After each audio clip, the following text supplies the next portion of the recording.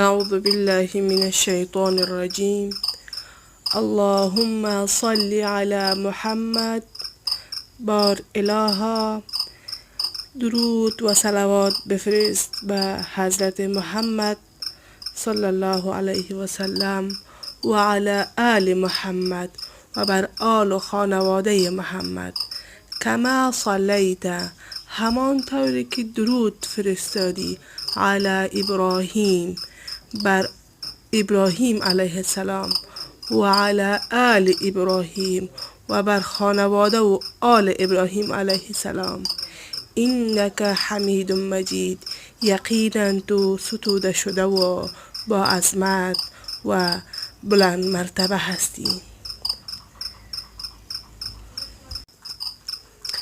التماس دعا دارم عزیزان.